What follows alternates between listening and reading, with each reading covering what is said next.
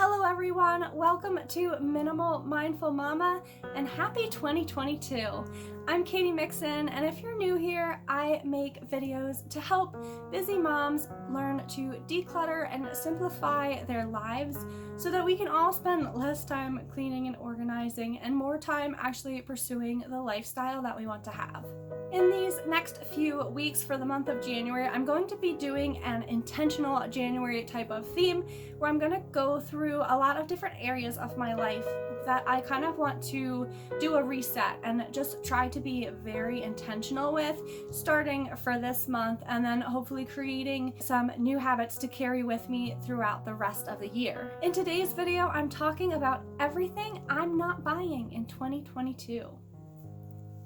I did one of these last year as well going into 2021. However, I only started my YouTube channel this past summer, and so that video is over on Instagram. So if you've been following me on Instagram and saw that video before, go ahead and comment down below. I'd love to know if you followed me here from Instagram. But if not, if you're new, at the end of this video, I'll be going back over the things that I wanted to not buy in 2021, and I'm going to be sharing how I actually did with accomplishing those goals. So stay tuned for that, but let's go ahead and get started with everything I'm not going to be buying in 2022. So creating a list like this of things that I want to avoid buying entirely this year can be a fun way for me to be more intentional about my purchases and my budget, as well as keeping my home minimal and choosing to shop in an ethical and sustainable way. So the first thing on my list that I want to not buy in 2022 is books. I know, cue the shock and horror, but I have discovered that I don't tend to read books again and again. I tend to read them once and then be finished with them. That is with the exception of a few favorites and classics that I have had for a long time and will continue to keep. But most of the books on my book list to read for the coming year, or books that I'll pick up along the way, aren't really necessarily ones that I need to or want to hold on to forever. And I actually really would prefer not to spend money on them at all when I have the amazing resource of the local library to be able to check out books and read them and enjoy them and then return them.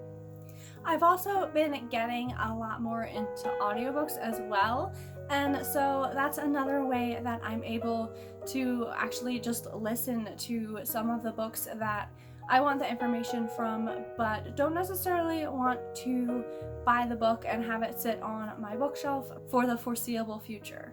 But the part where this gets extra tricky is that I don't want to purchase books for my children this year as well.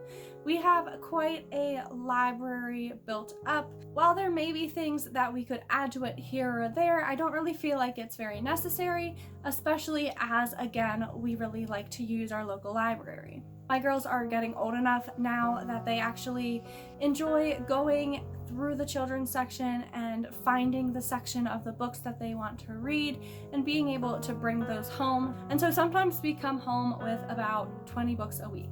There's also a little free library at the playground by us, and so oftentimes when we go to the playground, we'll bring a book to trade or we'll bring a book back home. And so with those resources so close by to us, I really think that it is feasible, and I'd really like to try to not buy any new books this year. The second thing on my list is toys. Now this one does come with the exception of special occasions such as birthdays or Christmas, but this past year I really feel like we found a lot of really nice toys at our local thrift stores that we were able to bring home and then gift a lot of them to our children for Christmas. But I feel like it got to be a little bit much, and so for the coming year I really want to pull back on that.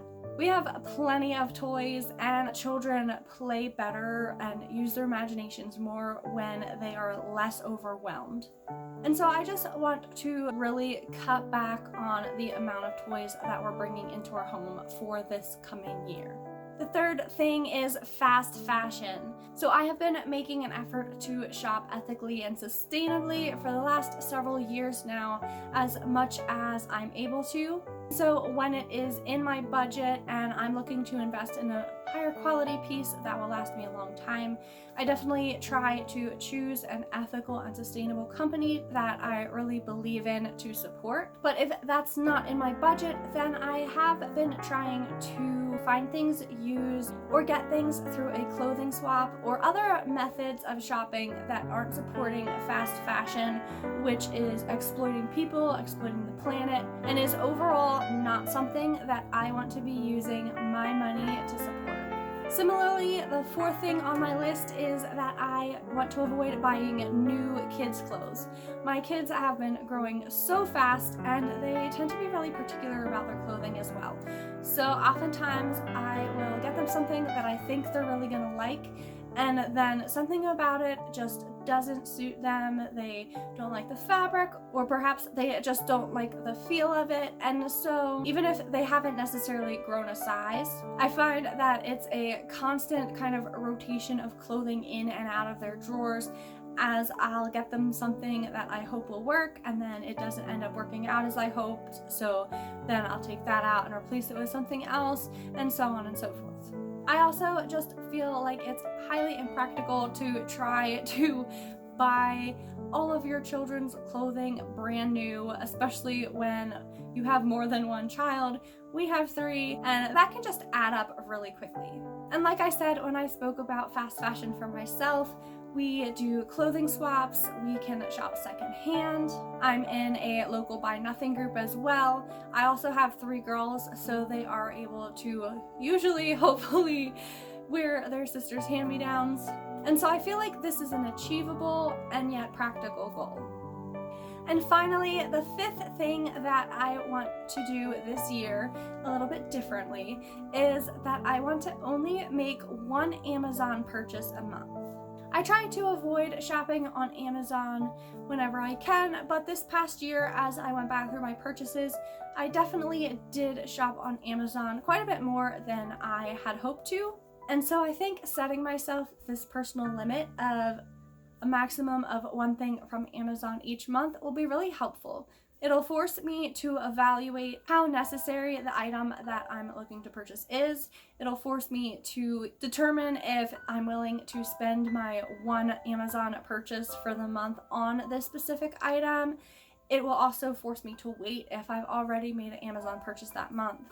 And it'll help me to evaluate if there's other ways or places that I could get this item if it truly is a need, other than ordering it through Amazon. I'm really excited to see how this portion goes, and I will definitely check in with you at the end of 22 and let you know how that went.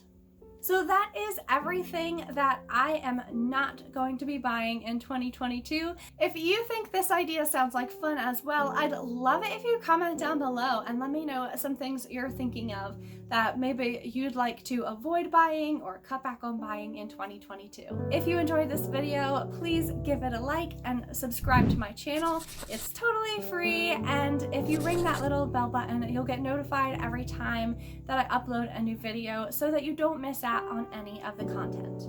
I have so many awesome videos planned for you guys this January, all about living intentionally in all different aspects of our lives, with a ton of helpful tips that I've collected. And so I definitely hope that you will enjoy all of those. But right now I want to go ahead and go over the things that I made a list of last year that I didn't want to buy in 2021 and update you on how that went. So the first thing on my list was tea. At the beginning of last year, I had so much tea in my cabinet. I had just made a bulk purchase of loose leaf and I was very happy with it.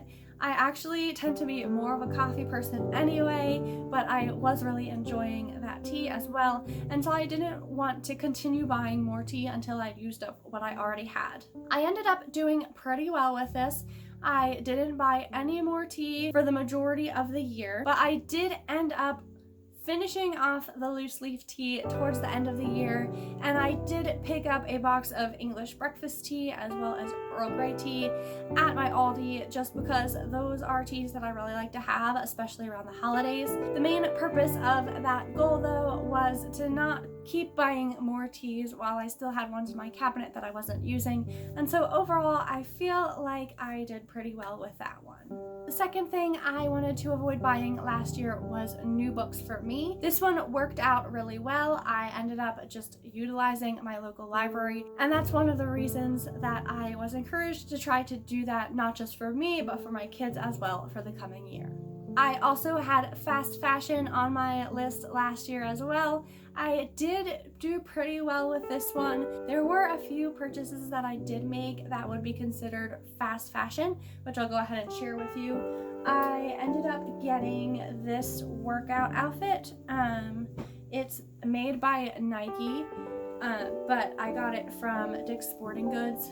My husband and I were there, and he ended up picking up a few workout clothes for himself, and I saw this one and I just absolutely fell in love with this rainbow lattice pattern, and I didn't actually buy it that day. I waited and I really thought about it because I didn't want to just buy it because I saw it and I liked it. But after probably a few months, when I was still thinking about it and I still really wanted it, and I was in need of some more working out type of clothes as my other ones ended up wearing out, I did go ahead and get these. And while it's not an ethical and sustainable brand, I do plan on wearing them until they can't be worn anymore. I do really think they're beautiful, and so I'll probably end up keeping those for several years to come. And another workout item that I did get as well, I picked up these bike shorts from Athleta. Athleta is a bit better of a brand, I think. I know that they do claim to do things in an ethical way, and so I'm not sure exactly where this would fall on the spectrum, but I did want to get some bike shorts because I was just so hot working out in the gym over the summertime in my long like workout leggings. So I wanted a pair of shorts, and so I got these. But everything else that I got as far as clothing throughout the year was either secondhand or through a really fun clothing swap that we did, or an item from an ethical or sustainable brand. The fourth thing I had on my list last year was jewelry. I was just feeling like I'd been purchasing a lot of jewelry and really building up my collection throughout 2020, and so going into 2021 I wanted to kind of pull back on that, kind of like I want to do with toys for this coming year, and just really not buy anything else and give it some time. I did end up buying a jewelry piece, which I'll show you. I bought this towards the end of the year, I believe, so I did go for a while and really cut back on my jewelry purchases, which was really good and kind of my goal. But I found this necklace from Sanctuary Project, and I had been wanting a pendant necklace for a really long time. I have the chain necklaces that you layer, and so I was on the lookout for a gold pendant necklace, and I'd seen a lot of pendant necklaces that I liked, but this one, when I saw it, just jumped out at me as being very me. It has the lion on it, which I absolutely love. I really enjoyed the book A Lion to Guard Us when I was a young kid and had read that, as well as the Chronicles of Narnia, and just lions are kind of special to me, and so I appreciated that this one had the lion on it rather than some of the other ones that I'd seen, which perhaps had just like a flower on it or your zodiac sign or something else that was pretty but didn't feel super unique and super me. I had also listed uncomfortable shoes. So I'll always remember this one pair of shoes that I had bought when I was single and on my own, and I found them and they were $11, but they actually weren't really marked down or on sale or anything. They just were $11. So of course you get what you pay for. So while these $11 shoes were super cute heels and I loved how they looked, I could not wear them for more than 10 minutes, and they were just terrible to walk in or try to do anything. I came to the realization that shoes can actually be a good thing to spend a little bit more than $11 on. Also, as I've had kids and been learning more about healthy development and things like that, I've learned that the shoes that you wear can really have an impact on your posture, and your posture has an impact on your overall health. So I think it's really important to make sure that the shoes that you're wearing the majority of the time are really good and healthy for your body. I am, however, a shoes kind of girl, and so I don't plan to entirely give up my cute heels, but I am trying to choose to invest in pairs that will last me a long time and that will also be a little bit more comfortable than that $11 pair. I did purchase these this year, which I was very excited about. These are my first pair of Vivobarefoots. You can see their little logo there. I got these for my running and workout shoes because I feel like when you are running or doing something that's more stress on your body, I think that it's definitely important to have a quality pair of shoes to do it in. So I fell in love with the dusty rose color. They were a bit of an adjustment for me at first. I have worn barefoot shoes before. I have a pair of zero shoes as well. But I did definitely have to adjust a bit to getting used to these, but I absolutely love them, and they're so comfortable for me now that I actually tend to wear them when I'm running errands as well, and not just actually working out, because they're just so comfortable and easy to throw on and go. And finally, the last thing that I had put on my list for 2021, I also put on my list for this year as well, and that was the new kids clothing. Of course, my kids did get a lot of new to them clothing.